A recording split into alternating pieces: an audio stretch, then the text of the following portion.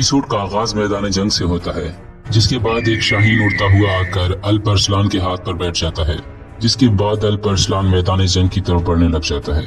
थोड़ा ही आगे आने के बाद वो अपने शाहीन को फजा में उड़ा देता है। फिर वो अपने घोड़े पर सवार मैदान के बीचों बीच आकर खड़ा हो जाता है।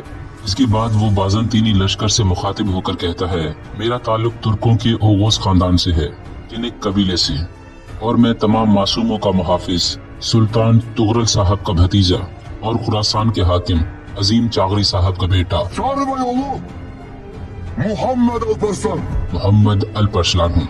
तुम में से कौन इतना बहादुर है जो एक के मुकाबले में एक आए। इसके बाद 1 महीने पहले के मनाजिर दिखाए जाते हैं। सल्जूकी महल में एक दरबारी ऐलान कर रहा था, सुल्तान अल मुअज़्ज़म अमीरुल जलील शेख और शाह हजरत सुल्तान तुगरल साहब तशरीफ ला रहे हैं। इसी दौरान सुल्तान तुगरल की एंट्री होती है। वो अपने घोड़े पर सवार शान और शौकत के साथ महल में दाखिल होते हैं। जब वो घोड़े से नीचे उतरते हैं तो एक खातून उनका इस्तकबाल करती है। खातून कहती है, खुशामदीद मेरे सुल्तान। सुल्तान कहते हैं, बहुत शुक्रिया खातून। इसके बाद वो हाजी दहस्तानी से मुखातिब होकर कहते हैं, तमाम वजीरों को बुलाओ, आज ही वो दिन है जब हम अपने जानशीन का ऐलान करेंगे। ये कहकर सुल्तान आगे बढ़ जाते हैं। इसके बाद किन्हीं कबीले के मनाजिर दिखाए जाते हैं। अल्प अरसलान और उसका भाई सुलेमान अपने साथियों के साथ एक खेल शुरू करने ही वाले होते हैं, जबकि उनके बाबा चागरी साहब और निजाम उल मुल्क बैठकर उन्हें देख रहे थे। जैसे ही चागरी साहब इशारा करते हैं, वो अपना खेल स्टार्ट करते हैं। वो भेड़ की खाल से बने किसी चीज को उठाते हैं और आपस में पासिंग करने लग जाते हैं। कबीले की खवातीन भी उन्हें बड़े गौर से देख रही थी।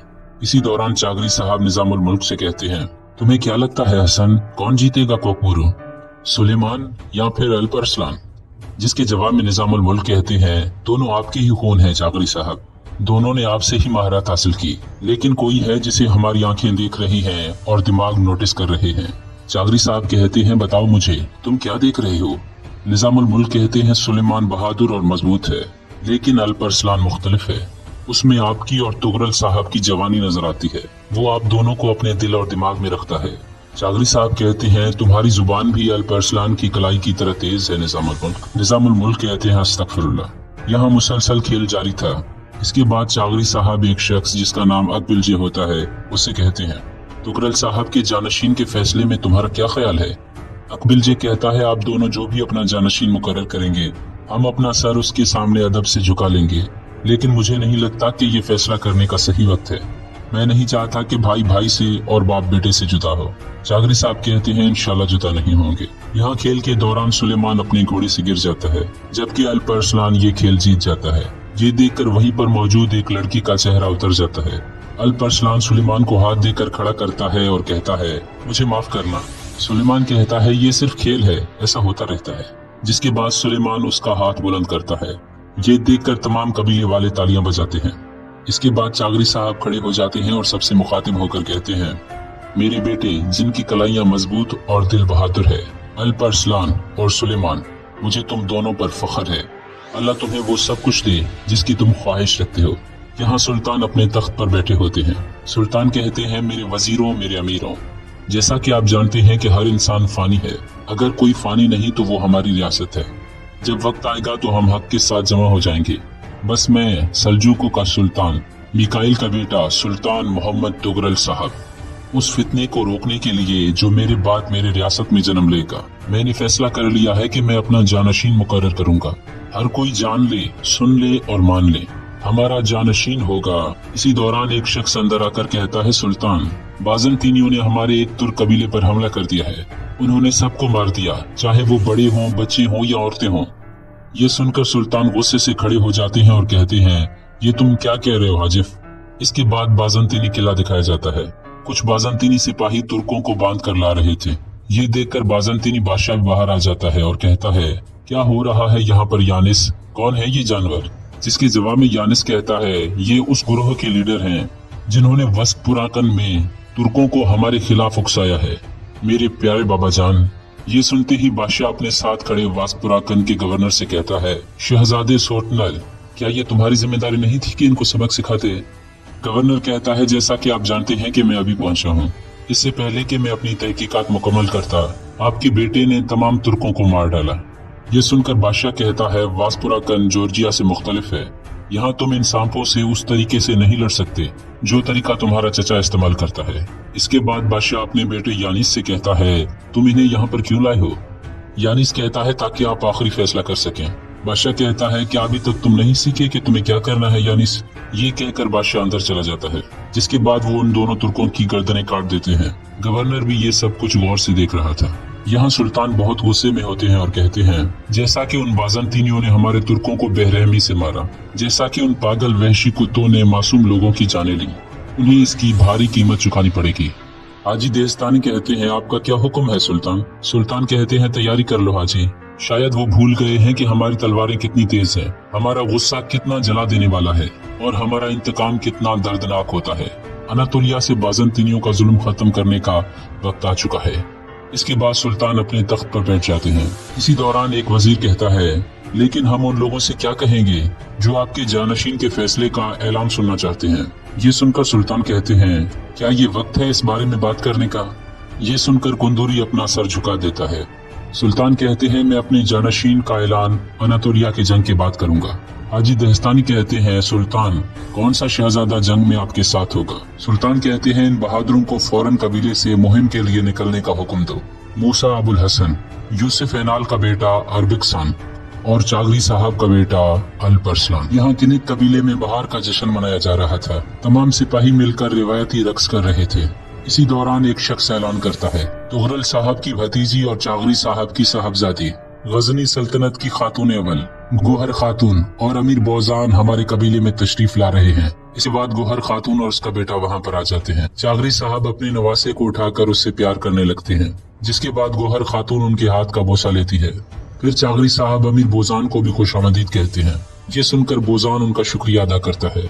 अल परसलान बोजान को बहुत गौर से देख रहा था। कुछ बातें करने के बाद चागरी साहब गौहर खातून से कहते हैं, सुल्तान मौज़म की तबीयत की नासाजी का सुना, बताओ क्या हो रहा है गजनी में? जिसके जवाब में गौहर खातून कहती हैं, चलो खेमे में चलकर बात करते हैं बाबा। ये सुनकर वो थोड़ा परेशान हो जाते हैं। कुछ देर बाद बोजान अपनी बहन से बातें कर रहा था। कुछ बातें करने के बाद बोजान कहता है, सुना है कि तुगरल साहब सल्जुकी तख्त के वली अहद का ऐलान कर रहे हैं। इसी दौरान सुलेमान वहाँ पर आ जाता है और कहता है, तुमने दुरुस्त सुना है बोजान। जिसके बाद वो उससे गले मिलता है। सुलेमान कहता है, और बताओ इसके अलावा तुमने और क्या सुना? बोजान कहता है, शहजादा सुलेमान की महारत, तख्त का मजबूत तरीन उम्मीदवार। ये सुनते ही सुलेमान कहता है, अपने भाई तक को ना हराने वाला भी क्या सुल्तान बन सकता है? बोजान कहता है, अकल वो इंसानी जौहर है जो इंसान को सारी दुनिया का हुक्मरान बनाता है। मैं अल परसलान को पसंद करता हूँ, ये तुम जानते हो। मजबूत हाथों वाला और साफ दिल वाला है, मगर गुस्सा जल्दी कर जाता है। उसकी तबीयत ऐसी है। सुल्तानी मयाना मिजाजी चाहती है। जब तुम सुल्तान बनोगे तो वो तुगरल सरदार के लिए चागरी साहब की तरह तुम्हारा दायां हाथ बनेगा और तब उसकी महारत तुम्हारे लिए फायदा मंद साबित होगी। ये सुनकर सुलेमान कुछ सोचने लग जाता है। इसके बाद ऐनी किले के मनाजिर दिखाए जाते हैं। बाज़ंतीनी सरबराह कह रहा था, हमारी सरहदों के मुकाबले रहने वाले तुर्कमानों का मामला बादशाह के कानों तक पहुंच चुका है। हमारी सरहदों पर नजर डालने वाले मुट्ठी भर हैं। कुछ ही देर कबल यानीस उनसे मुनासिब तरीके से पेश आया। ये सुनकर वहीं पर मौजूद एक लड़की कहती है, मेरे ख्याल से बादशाह इसे बड़ी मुसीबत के तौर से देख रहा है चचा। तुर्कमानों का मसला खत्म करने के लिए 2 बाएतमाद शख्स भेजे जाएंगे।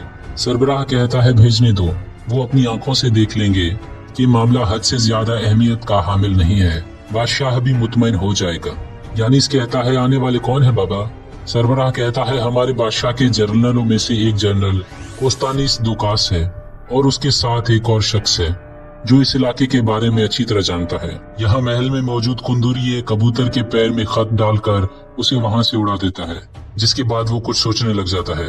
यहाँ चागरी साहब अपनी बेटी से कहते हैं, तुम्हारे चेहरे पर मुझे परेशानी के आसार नजर आ रहे हैं। जिसके जवाब में वो कहती है, सुल्तान की तबीयत बिल्कुल भी ठीक नहीं है। लोगों से खुफिया रखने के बावजूद उनकी तबीयत रोज बरोज बिगड़ती जा रही है। अगर अल्लाह का हुक्म आ पहुंचा तो कबीले के हालात के लिए परेशान हूँ। ये सुनकर अल परसलान कहता है, हमारे होते हुए परेशान न हो।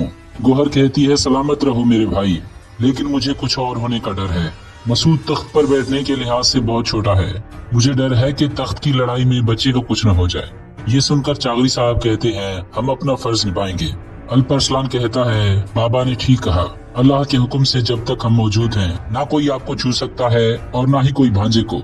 ऐसा ही है ना सुलेमान? ये सुनकर सुलेमान कहता है, वक्त आने पर देख ही लेंगे, जैसा हमारे सरबराह का हुक्म होगा। यहाँ बोजान की बहन बोजान से कह रही थी, गौहर जाकर सुल्तान की बीवी बन गई और मैं यहाँ सिर्फ एक मौजूद शख्स की। बोजान कहता है, तुम्हारा शोहर चागरी साहब का बेटा है, यानी कि सुलेमान। वो सुल्तान तुगरल की विरासत का मजबूत उम्मीदवार है। बहुत जल्द उसकी वली अहदी का ऐलान कर दिया जाएगा। जिसके जवाब में वो कहती है, मुझे नहीं लगता भाई। अल-परसलान के नाम की शोहरत तो काफरों के सरजमीन तक पहुंची हुई है। उसी की वजह से सुल्तान तुगरल और चागरी साहब के ताल्लुकात ठीक हुए हैं। लगता है कि सारी जिंदगी इस गंदे कबीले में गुजर जाएगी मेरी।